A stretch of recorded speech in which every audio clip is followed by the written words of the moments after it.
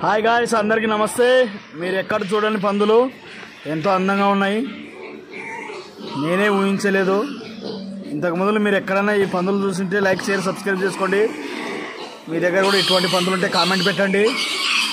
ఇప్పుడు మార్కెటింగ్ ఎలా చేయాలో మీకు పూర్తిగా సజెషన్ ఇస్తా. ఫస్ట్ ఈయన పందులు తెచ్చుకున్నప్పుడు మళ్ళా పిల్లల్ని కంటుంది. అది పిల్లల్ని కన్నప్పుడు పాలు తాగు పెద్దగా అవుతుంది అనమాట. ఒక 20-30 కేజీల పిల్లలు అవుతాయి. తర్వాత ఈ నూకలేసి మనం బాగా పెంచాలన్నమాట. పెంచిన తర్వాత ఒక 70-80 కేజీల వరకు పెంచాలి. బాగా పెంచిన తర్వాత మన అట్లా తీసుకువెళ్ళే వ్యక్తి వస్తాడనమాట.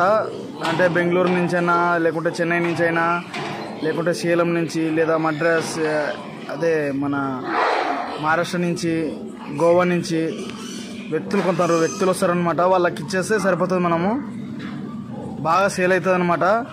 వాళ్ళ నంబర్స్ మన కాంటాక్ట్లో ఇస్తాం. మీరు మెసేజ్ చేస్తే ఇస్తాం, కామెంట్ పెడితే ఇస్తాం వాళ్ళ నంబర్స్. కానీ మంచి బ్రీడ్ అనమాట.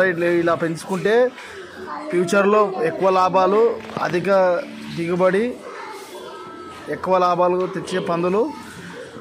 బాగా జంపుగా మంచి బ్రీడ్ అనమాట. చీమ పందుల్లోనే ఇవి వెరైటీ పెద్ద